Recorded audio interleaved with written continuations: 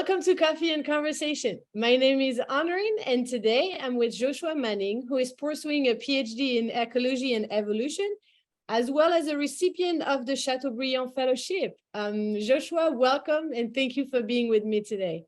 Thank you. Let's start with a little introduction. All right. So my name is Josh Manning. I'm a fifth-year PhD candidate at Florida State in the Department of Biological Sciences, where I'm working on a PhD in Ecology and Evolution. So I began this journey. I grew up in Southern Florida, lived close to the coast for most of my life. So, I had a lot of experience being around the ocean, always liked the ocean. I moved to Maine when I started high school, so big change.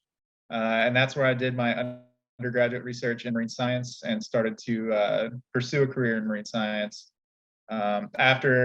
After that, I moved out to Seattle for a summer, worked as a summer camp instructor teaching marine science to 5 to 17-year-olds. So did a little bit of education that way. And then moved back to Maine and worked at an aquaculture facility where we raised fish and things like that. And then I started my master's in California, and that was kind of my first taste of my first real taste of coral reef ecology. And so I was working with a lab in Los Angeles and studying ocean acidification and its effects on algae on coral reefs in Marais and French Polynesia. And through that work, I met my current advisor, one of my current co-advisors, Dr. Sophie McCoy. And I started my PhD with her 5 years ago. And my research went from algae to fish, and now I'm studying fish behavior. Fish behavior. So what do you study in, because I had an interview with Alexa Guerrera. I don't know if you know her, but she is studying also fish behavior with gummies. Yeah. What do you study in fish behavior then? So I'm particularly interested in fish social behavior. So my research currently is on the coral reefs in Bonaire, which is part of the Caribbean Netherlands. So it's a part of the Kingdom of Netherlands.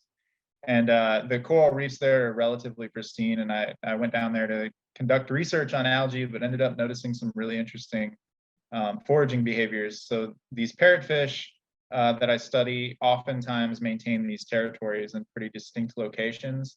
And within those territories, they tend to do the same movements repeatedly throughout the day. So they'll move from one coral patch to another coral patch, and they'll graze within those patches repeatedly throughout the day. And so in doing this preliminary work for another project, I ended up getting really interested in this social behavior and their foraging behavior. And specifically, how does the social behavior, so this territoriality, influence where the fish are grazing and what effect they have on the reef substrate? And so that's been the focus of my work for the last few years. And what is the, so what? What is the bigger impact of this research? So parrotfish are considered to be some of the most important grazers on coral reefs, maintaining cropped algal substrates. So in doing so, they are creating substrate that's more conducive to coral settling and growing. So they're considered important for maintaining healthy coral reef ecosystems. And so the territoriality aspect comes into this, in that this territoriality kind of constrains how individual fish use the reef. And by constraining that movement and the space use, they may be increasing grazing activity in specific locations. And that'll create a spatial pattern in how the corals are settling on the reef. So I'm trying to understand that. You are a recipient of the Chateaubriand Fellowship, which is a fellowship for studies in France. What kind of research did you do in France? Yeah, so I got the Chateaubriand Fellowship to work with a collaborator in Montpellier. His name is Dr. Simon Benhamou, and he is a movement ecologist that specializes in and has expertise in the study of animal movement. And so I got the Chateaubriand Fellowship to work with him on analyzing a specific set of my data from Bonaire. So we were really interested in understanding how spatial interactions between parrotfish influence coexistence and influence their social dynamics. So we conducted work and analyzed some of the data that I had collected to look at both overlap of territories and home ranges of these parrotfish, but also to look at how they move within the shared areas of their space use. So when the two fish are moving in the same places, you might expect that they would avoid each other to avoid conflict in some situations, but they may even work together in some instances in order to find food and things like that. And this might depend on the relationship between the two fish. How did you connect with Dr. Benhamou? So I've been using some of his methods to analyze my data, and he's pretty well known in the realm of animal movement, and a lot of what I do has to do with animal movement. So I was familiar with his research, and just reached out to him and asked him if he'd be willing to collaborate on this project and write up the Chateaubriand Fellowship application with me. Oh, that because I've seen a lot of fellowship where you have to or postdoc where you have to work with a professor, and personally I always feel like intimidated, and I feel like they will never say yes. But you basically just reached out to him and he said yes. Yeah, it is a little intimidating, I'm gonna be honest. I mean, it's always intimidating reaching out the first time. You never know how somebody's gonna respond. But Simon was really positive and enthusiastic about the research, and pretty quickly we were able to strike up a collaboration and work out a project for me to do the Chateaubriand Fellowship with. So you went to France and Caribbean Netherlands. Were they both supported by the Chateaubriand, or did you receive more funding?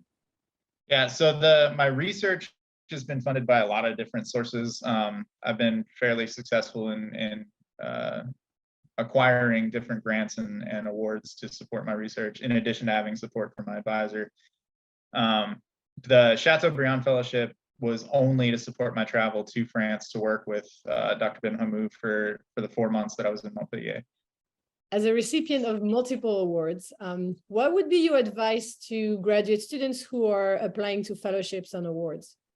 Apply to as many as possible. I think the majority of my success stems from just applying to as much as I could. And some of them I applied to multiple times before I actually got it, so multiple years in a row. So yeah, my advice is just to apply to as much as you can. Your proposals get better through time.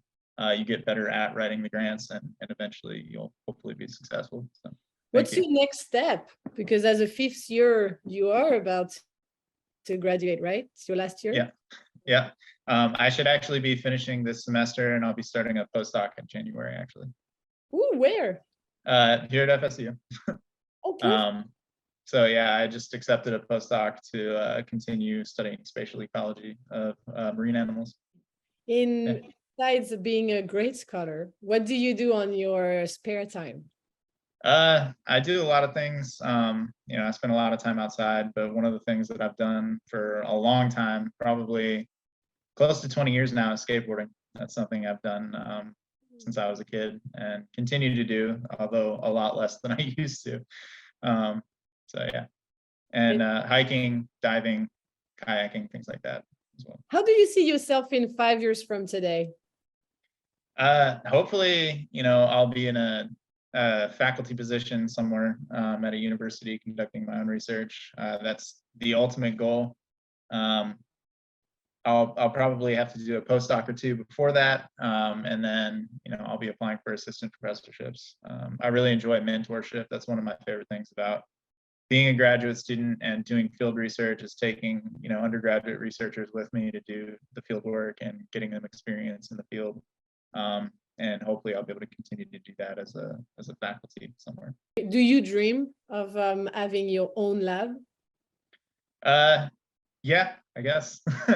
It's mostly just I enjoy thinking about the natural world and coming up with research questions and things like that. And I think the best way for me to do that would be to have my own lab and the freedom to come up with research questions that interest me. And that's really appealing to me. So. And also the best way I feel to mentor people.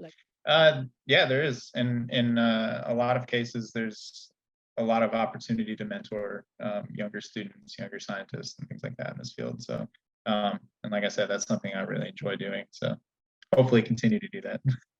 Do you do it through Europe with your undergraduate students?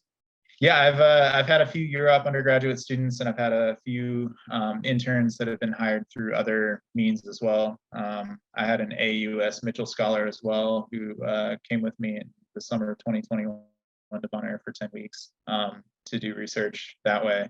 We've had other undergraduates come through the lab in various ways, either through DIS, directed individual study, I think it's the acronym, and so yeah, we've had interns through multiple means. We had a couple of interns come from Texas A&M as well a few years ago.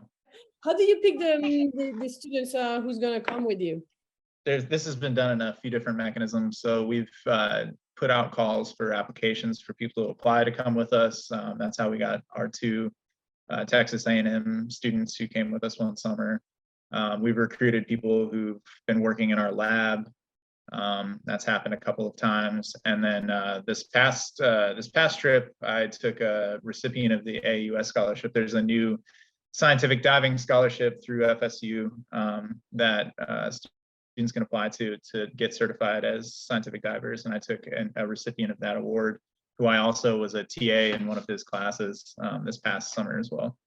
This has been very informative, and I really enjoyed this conversation. It's as I said, it's very different from my world, and I see diving more as a hobby, but it's tiring, as you said. There is a lot more going on than just the nice pictures we see on social media. Thank you for having me. Appreciate it.